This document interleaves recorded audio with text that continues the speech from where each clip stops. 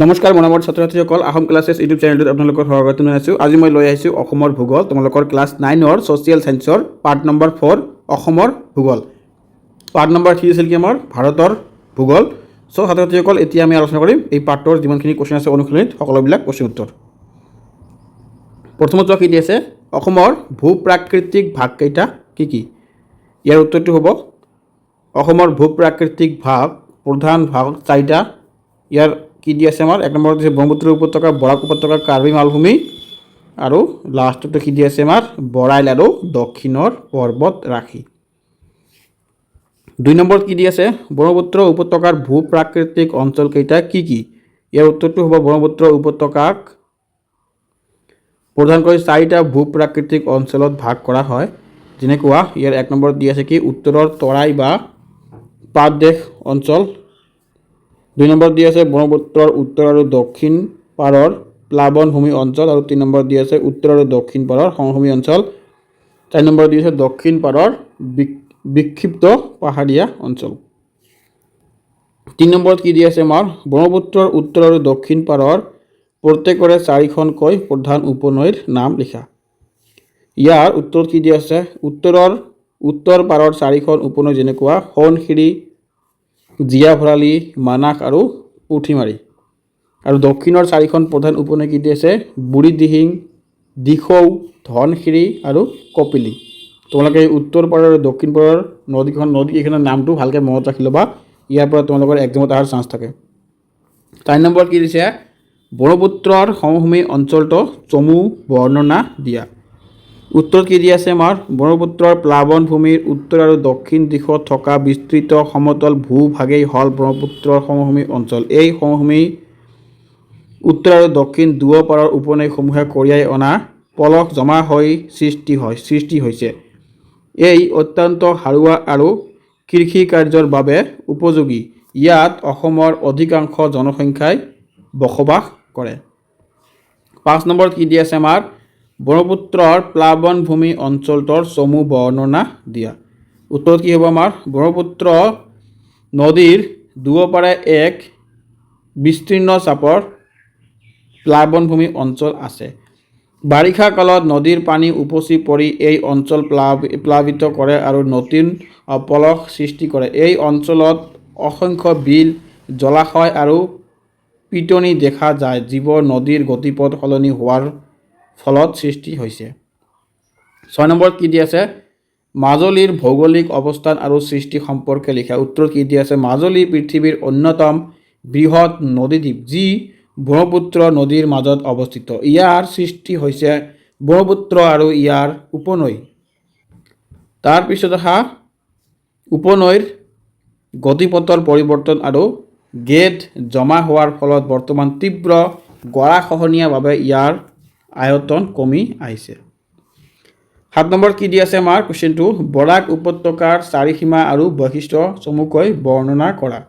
ইয়াৰ উত্তৰটো কি দিছে চাৰিসীমা ইয়াৰ উত্তৰ কাছাৰ পাহাৰ আৰু বৰাইল পৰ্বতমালা, পূবত কি দি আছে মণিপুৰ পাহাৰ, দক্ষিণে দি আছে মিজো পাহাৰ আৰু পশ্চিমে ত্ৰিপুৰা পাহাৰ তথা বাংলাদেশ অৱস্থিত। আৰু ইয়াৰ বৈশিষ্ট্য কি হ'ব বৈশিষ্ট্য হ'ল বৰাক নৈয়ে সৃষ্টি কৰা এই সমভূমি অঞ্চলটো ইংৰাজী ইউ আখৰৰ দৰে। এই অঞ্চলটো যথেষ্ট সাৰুৱা আৰু ইয়াত বৰাক আৰু ইয়াৰ উপনৈসমূহৰ দ্বাৰা সৃষ্ট বহুতো বিল বা চিলন দেখা যায়। ছাত্ৰ ছাত্ৰীসকল 8 নম্বৰ কুৱেশ্যনটো আৰম্ভ কৰাৰ আগতে মই তোমালোকক এটা কথা ক'ব বিচাৰোঁ, যদি তোমালোকে চেনেলটো এতিয়ালৈ ছাবস্ক্ৰাইব কৰি ৰাখা নাই চেনেলটো ছাবস্ক্ৰাইব কৰি ৰাখিবা, তোমালোকে এনেকুৱা ধৰণৰ ভিডিঅ' পাই থাকিবা। আৰু তোমালোকৰ কিবা যদি সমস্যা হয় তোমালোকে জাষ্ট কমেণ্টত জনাবা, মই তোমালোকৰ কাৰণে যিমান পাৰোঁ আৰু যিমান সোনকালে পাৰোঁ মই তোমালোকৰ কমেণ্টৰ এনচাৰ দিয়াত ট্ৰাই কৰিম। আৰু যদি তোমালোকে এই চেপ্টাৰৰ এই পাৰ্টৰ যিবিলাক মই PDF চাই আছা এই PDFখিনি তোমালোকে যদি পাব বিচাৰা মোৰ চেনেলটো এটা কি আছে ডেছক্ৰিপশ্যনত লিংক আছে হোৱাটছএপৰ, তাতে গৈ তোমালোকে ফ'ল' কৰিলে মই তাতে দি থৈছোঁ, তাৰ পৰা তোমালোকে ল'ব পাৰিবা। 8 নম্বৰ কুৱেশ্যনটো এতিয়া আমি আলোচনা কৰিম কাৰ্বি মালভূমিৰ চাৰিসীমা আৰু বৈশিষ্ট্য চমুকৈ বৰ্ণনা কৰা। উত্তৰ কি দি আছে আমাৰ চাৰিসীমা প্ৰথমতে আমি বৰ্ণনা কৰিম। এই মালভূমি অঞ্চলটো কাৰ্বি আংলং জিলাৰ এক বৃহৎ অসংখ্য জুৰি বিস্তৃত। ইয়াৰ পূবে ধনশিৰি উপত্যকা, পশ্চিমে মেঘালয় মালভূমি আৰু কপিলি উপত্যকা আছে। আৰু ইয়াৰ বৈশিষ্ট্য কি দিছে কি ভৌগোলিকভাৱে ই মেঘালয় মালভূমি এক অংশ। ইয়াৰ উচ্চতা সকলো ঠাইতে সমান নহয় আৰু ই পুৰণি কঠিন শিলাৰে গঠিত।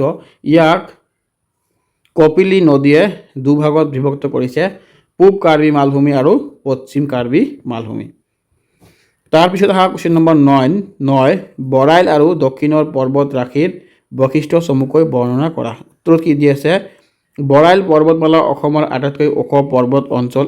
ই ব্ৰহ্মপুত্ৰ আৰু বৰাক উপত্যকাক পৃথক কৰিছে। এই পৰ্বতৰ উচ্চতা পূবৰ পৰা পশ্চিমলৈ ক্ৰমবাৰে বাঢ়ি গৈছে। ডিমা হাছাও জিলাৰ বহু অংশ এই পৰ্বতমালাই আগুৰি আছে। ইয়াৰ বৰ্ণনাৰ ভিতৰত ইয়াৰ থিয় ঢাল আৰু গভীৰ গিৰিখাতবোৰ উল্লেখযোগ্য। 10 নম্বৰ কুৱেশ্যনটো আমাৰ কি দি আছে অসমৰ জলবায়ু কোন শ্ৰেণীত অন্তৰ্গত, ইয়াৰ বৈশিষ্ট্য সম্পৰ্কে চমুকৈ লিখা। উত্তৰত কি দি আছে অসমৰ জলবায়ু উপক্ৰান্তীয় মৌচুমী জলবায়ু শ্ৰেণীৰ অন্তৰ্গত। বৈশিষ্ট্য কি দি আছে প্ৰচুৰ বৰষুণ আৰু অত্যাধিক আৰ্দ্ৰতা, গ্ৰীষ্মকালত অতিপাত গৰম নহয় আৰু শীতকালত অতিপাত ঠাণ্ডা নহয়, মানে আমাৰ কি নাতিশীতোষ্ণ অঞ্চল। তাৰপিছত কি দি আছে বাৰিষা কালত মৌচুমী বতাহৰ প্ৰভাৱ হোৱা প্ৰচুৰ বৃষ্টিপাত। তাৰপিছত দি আছে বসন্ত কালত হোৱা ধুমুহা আৰু বৃষ্টিপাত। কুৱেশ্যন নম্বৰ 11 কি দি আছে আমাৰ গ্ৰীষ্মকালত অসমত বৰষুণ হোৱাৰ মূল কাৰণ কি। উত্তৰত দি আছে গ্ৰীষ্মকালত দক্ষিণ পশ্চিম মৌচুমী বতাহৰ প্ৰভাৱত অসমত প্ৰচুৰ বৰষুণ হয়। বংগোপসাগৰৰ পৰা অহা জলীয় ভাৱপুষ্ট এই বতাহে অসমৰ পাহাৰীয়া ভূ প্ৰাকৃতিক বাধা পাই বৰষুণ দিয়ে। 12 নম্বৰ কি দিছে আমাৰ অসমৰ জলবায়ুত প্ৰভাৱ পেলোৱা ভৌগোলিক কাৰকসমূহ চমুকৈ আলোচনা কৰা। উত্তৰত কি দি আছে আমাৰ অসমৰ জলবায়ুক নিয়ন্ত্ৰণ কৰা প্ৰধান কাৰকসমূহ হ'ল ইয়াৰ ভূ প্ৰাকৃতি, মৌচুমী বতাহ, তাৰপিছত কি দি আছে হিমালয় পৰ্বতমালাৰ অৱস্থিত প্ৰচুৰ বননি আৰু ইয়াৰ অসংখ্য নদ নদী। 13 নম্বৰ কি দি আছে আমাৰ অসমৰ প্ৰধান ঋতুকেইটা কি কি, ঋতুভেদে উষ্ণতা আৰু বৰষুণৰ বিতৰণ সম্পৰ্কে চমুকৈ লিখা। উত্তৰত যেনেকৈ দি আছে অসমৰ প্ৰধান ঋতু 4টা, প্ৰাক মৌচুমী কাল, খ নম্বৰত দিছে মৌচুমী কাল, গ নম্বৰত দি আছে উত্তৰ মৌচুমী কাল আৰু ঘ নম্বৰত দি আছে শীতকাল। তাৰপিছত তোমালোকে আহা কুৱেশ্যন নম্বৰ 14 অসমৰ সৰ্বোচ্চ আৰু সৰ্বনিম্ন বৰষুণ হোৱা ঠাই দুখনৰ নাম কি কি। সৰ্বোচ্চ বৰষুণ ক'ত হয় আমাৰ অসমত মাৰ্ঘেৰিটা বা ডিগবৈৰ সমী পৰ্বতীয় অঞ্চলত। তাৰপিছত আহা তোমালোকৰ সৰ্বনিম্ন কিমান ক'ত হয়, সৰ্বনিম্ন আমাৰ লামডিং লংকা আৰু লামডিঙত হয়। 15 নম্বৰ কুৱেশ্যন কি কৈছে অসমৰ সকলো ঠাইতে সমান পৰিমাণে কিয় বৰষুণ নহয়। ইয়াৰ উত্তৰটো হ'ব ভূ প্ৰাকৃতিৰ বৈচিত্ৰতাৰ বাবে সকলো ঠাইতে বৰষুণ সমান নহয়। পাহাৰীয়া অঞ্চলত মৌচুমী বতাহে বাধা পাই অধিক বৰষুণ দিয়ে, আনহাতে পাহাৰৰ সিপাৰে থকা বৃষ্টি ছায়া অঞ্চলত বৰষুণৰ পৰিমাণ কমি যায়। 16 নম্বৰ কি দিছে অসমৰ বৰষুণৰ স্থানীয় বিতৰণ সম্পৰ্কে চমুকৈ লিখা। উত্তৰত কি দি আছে আমাৰ অসমৰ উত্তৰ আৰু দক্ষিণৰ পাহাৰীয়া পদদেশ অঞ্চলত বৰষুণৰ পৰিমাণ বেছি, বিশেষকৈ নামনি অসম আৰু উজনি অসমৰ তুলনাত মধ্য অসমৰ কিছুমান ঠাইত বৰষুণৰ তুলনামূলকভাৱে কম হয়। তাৰপিছত আহা তোমালোকে কুৱেশ্যন নম্বৰ 17 ইয়াত কি কৈছে অসমত পোৱা মৃত্তিকাৰ প্ৰকাৰসমূহ চমু বৰ্ণনা দিয়া। উত্তৰত দি আছে যেনেকুৱা অসমৰ মাটিক প্ৰধানকৈ 4 ভাগত ভাগ কৰা হয়, যেনেকুৱা 1 নম্বৰত কি দি আছে আমাৰ পলসুৱা মাটি, 2 নম্বৰত দি আছে গিৰিপথ মৃত্তিকা আৰু 3 নম্বৰত দি আছে কি পাহাৰীয়া মৃত্তিকা, 4 নম্বৰত কি দি আছে পুৰণি পলসুৱা মাটি। তাৰপিছত আহা কুৱেশ্যন নম্বৰ 18 অসমত মৃত্তিকাৰ অৱক্ষয়ৰ কাৰণসমূহ কি কি। উত্তৰটো কি হ'ব বননি ধ্বংস, অবৈজ্ঞানিক কৃষিকাৰ্য, বৰষুণৰ পানীৰ দ্বাৰা হোৱা গৰাখহনীয়া আৰু অধিক জনসংখ্যাৰ চাপ। তাৰপিছত অহা তোমালোকে কুৱেশ্যন নম্বৰ 19, বৰ্তমান অসমৰ জনসংখ্যা কিমান? বৰ্তমান অসমৰ জনসংখ্যা কিমান ইয়াত তোমালোকে চোৱা 3.12 কোটি, 2026 অনুযায়ী 3.5 কোটিৰো অধিক, মানে 3.5 কোটিৰো অধিক। কুৱেশ্যন নম্বৰ 20 কি কৈছে, অসমৰ অৰণ্যসমূহক কি কি ভাগত ভাগ কৰিব পাৰি? ইয়াৰ উত্তৰটো হ'ব ক্ৰান্তীয় চিৰসেউজীয়া অৰণ্য, ক্ৰান্তীয় অৰ্ধ চিৰসেউজীয়া অৰণ্য, ক্ৰান্তীয় সেমেকা পৰ্ণপাতী অৰণ্য আৰু নদী পাৰৰ অৰণ্য আৰু তৃণভূমি অৰণ্য। 21 নম্বৰ কি দিছে আমাৰ, বৰ্ষাৰণ্য কাক বোলে? অসমৰ বৰ্ষাৰণ্যৰ বৈশিষ্ট্য লিখা।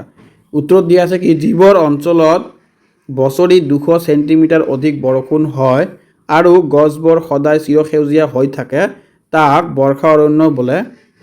যেমন বৈশিষ্ট্য কি দিয়া আছে, এই অৰণ্যত গছবোৰ অতি ওখ আৰু ঘন হয়, ইয়াত বিভিন্ন স্তৰৰ উদ্ভিদ আৰু জৈৱ বৈচিত্ৰ্যতা দেখা যায়, যেনে দিহিং আৰু পাটকাই।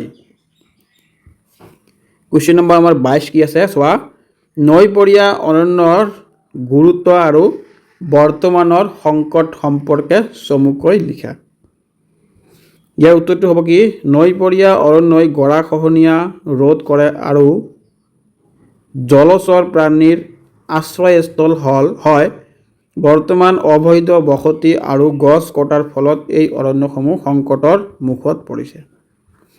23 নম্বৰ কি দিয়া আছে, কাজিৰঙা ৰাষ্ট্ৰীয় উদ্যানৰ অৱস্থান আৰু মাটিকালি লিখা। উত্তৰত কি দিয়া আছে যেনেকৈ অৱস্থান, গোলাঘাট, নগাঁও আৰু বিশ্বনাথ চাৰিআলিত বিস্তৃত কাজিৰঙা অভয়াৰণ্য আৰু ইয়াৰ মাটিকালি হ'ল, মুঠ এলেকা হ'ল 430 বৰ্গ কিলোমিটাৰ। বৰ্তমান ই বৃদ্ধি পাইছে। 24 নম্বৰত কি দিছে আমাৰ কুৱেশ্যনটো, অসমৰ ৰাষ্ট্ৰীয় উদ্যান কেইখন আৰু কি কি তাৰ নামবোৰ আমাক লিখিবলৈ কৈছে। অসমৰ ৰাষ্ট্ৰীয় উদ্যান তোমালোকে গমে পোৱা, মানে আমাৰ অসমৰ নেশ্যনেল পাৰ্ক, এইবিলাক তোমালোকে যেনেকৈ হওক মুখস্থ কৰি ৰাখি ল'বা, এইবিলাক খুবেই ইম্পৰ্টেণ্ট হয়। 1 নম্বৰটো আছে আমাৰ কি, কাজিৰঙা অভয়াৰণ্য, 2 নম্বৰটো আছে মানাস, 3 নম্বৰটো আছে ওৰাং, 4 নম্বৰটো আছে নামেৰি, 5 নম্বৰটো আছে ডিব্ৰু-চৈখোৱা, 6 নম্বৰটো আছে ৰায়মনা আৰু 7 নম্বৰটো আছে দিহিং পাটকাই আৰু 8 নম্বৰটো আছে আমাৰ কি, চিপকা চালাও। এইটো তোমালোকে এতিয়াও পোৱা নাই, পাই যাবা, অতি সোনকালে পাই যাবা, এইটো চিপকা চালাও 8 নম্বৰটো হয়। 25 নম্বৰত কি দিয়া আছে আমাৰ, অভয়াৰণ্যসমূহে কেনেকৈ প্ৰাকৃতিক ভাৰসাম্য ৰক্ষা কৰে। অভয়াৰণ্যবিলাক আমাৰ প্ৰাকৃতিক ভাৰসাম্য কেনেকৈ ৰক্ষা কৰে তোমালোকে ইয়াত গম পাই যাবা। অভয়াৰণ্যই বন্যপ্ৰাণী বংশবৃদ্ধি আৰু সুৰক্ষা নিশ্চিত কৰে। গছ গছনি সংৰক্ষণৰ জৰিয়তে বায়ুমণ্ডলত অক্সিজেন আৰু কাৰ্বন ডাই অক্সাইডৰ সমতা ৰক্ষা কৰে আৰু জৈৱ বৈচিত্ৰ্যতা বৰ্তাই ৰাখে। 26 নম্বৰত কি দিছে, স্বাধীনতাৰ পিছৰ কালছোৱাত অসমৰ প্ৰশাসনিক বিভাগৰ পৰিৱৰ্তন সম্পৰ্কে লিখা। উত্তৰটো কি হ'ব আমাৰ, স্বাধীনতাৰ সময়ত অসমৰ পৰিসৰ ডাঙৰ আছিল, পিছলৈ ইয়াৰ পৰা নাগালেণ্ড, মেঘালয়, মিজোৰাম আৰু অৰুণাচল প্ৰদেশ পৃথক ৰাজ্য হিচাপে গঠিত হয়। প্ৰশাসনিক সুবিধাৰ বাবে অসমক বৰ্তমান বিভিন্ন জিলা আৰু মহকুমাত ভাগ কৰা হৈছে। এতিয়া তোমালোকে 27 নম্বৰ, অসমৰ বৰ্তমান জিলা কেইখন আৰু সদৰ ঠাইৰ নাম লিখা। ইয়াৰ উত্তৰত চোৱা, বৰ্তমান অসমৰ জিলা হ'ল আমাৰ 35খন আৰু ইয়াৰ সদৰ ঠাইখনৰ নাম কি হ'ল, দীঘলীয়া হ'ব। তোমালোকে জাষ্ট জিলা কেইখন জানি ল'বা, সদৰ ঠাই ইমান এটা ইম্পৰ্টেণ্ট নহয়, তোমালোকে এইটো নপঢ়িলে হৈ যাব। 28 নম্বৰত কি দিছে, অসমৰ মাটিকালি কিমান, ৰাজ্যখনৰ ৰাজধানী ক'ত অৱস্থিত, মাটিকালি হিচাপে আটাইতকৈ ডাঙৰ আৰু সৰু জিলাৰ নাম লিখা। অসমৰ মাটিকালি হ'ল 78,438 বৰ্গ কিলোমিটাৰ। ৰাজ্যখনৰ নাম দিছপুৰ হ'ল ইয়াৰ কেপিটেল। কাৰ্বি আংলং হ'ল আটাইতকৈ ডাঙৰ আৰু চাউথ হালমাৰা হ'ল আটাইতকৈ সৰু। 29 নম্বৰত কি দি আছে আমাৰ, 2011 চনৰ লোকপিয়ল অনুসৰি অসমৰ জনসংখ্যা কিমান, জনসংখ্যা অনুসৰি আটাইতকৈ ডাঙৰ আৰু সৰু জিলাৰ নাম লিখা। এইটো মই আগতে কৈ আহিলোঁ, আটাইতকৈ ডাঙৰ হ'ল আমাৰ কি আছে আমাৰ কাৰ্বি আংলং, আৰু আটাইতকৈ সৰু আছে কি আমাৰ চাউথ হালমাৰা। ইয়াত কি চোৱা, জনসংখ্যা ডাঙৰ জিলা, জনসংখ্যা অনুযায়ী ডাঙৰ জিলা, মানে কোনটো ৰাজ্য ডিষ্ট্ৰিক্টত জনসংখ্যা বেছি, এইটো হ'ব নগাঁও আৰু এটা হ'ব আমাৰ সেইটো কম আছে, এইটো মাজুলী হ'ব। তাৰপিছত তোমালোকে আহা 30 নম্বৰ দিছে অসম আৰু মৌচুমী জলবায়ু। ইয়াৰ আমাৰ টোকা লিখিব লাগে, অসম আৰু মৌচুমী জলবায়ু। উত্তৰ কি দিছে, অসমৰ জলবায়ু সম্পূৰ্ণৰূপে মৌচুমী বতাহৰ দ্বাৰা প্ৰভাৱিত, সেইবাবে ইয়াক জলবায়ু উপক্ৰান্তীয় মৌচুমী জলবায়ু বুলি কোৱা হয়। মৌচুমী বতাহৰ ফলতে ইয়াত প্ৰচুৰ বৰষুণ হয়, যিয়ে ৰাজ্যখনৰ কৃষি আৰু প্ৰাকৃতিক পৰিৱেশ নিৰ্ণয় কৰে। অৰ্ধ গ্ৰীষ্মকাল আৰু শুকান শীতকাল এই জলবায়ুৰ প্ৰধান বৈশিষ্ট্য। খ নম্বৰ কি কৈছে, দক্ষিণ পশ্চিম মৌচুমী বতাহ। উত্তৰ কি দি আছে আমাৰ, গ্ৰীষ্মকালত বংগোপসাগৰৰ পৰা অহা জলীয় ভাৱপুষ্ট গৰম বতাহজাকক দক্ষিণ পশ্চিম মৌচুমী বতাহ বোলা হয়। তোমালোকে ইয়াৰ পৰা লিখিলে হৈ যাব, যদি 2 মাৰ্কছত আহে, আৰু যদি বেছি মাৰ্কত আহে তাৰ পৰা ইয়াৰ পৰা ইয়ালৈ তোমালোকে লিখি দিওঁ। এইটো নিঃসন্দেহে 2 মাৰ্কছত আহিব পাৰে, বেছি ডাঙৰ নাহে এইটো। 1 নম্বৰ ঠিক হৈছে উত্তৰ পূব মৌচুমী বতাহ।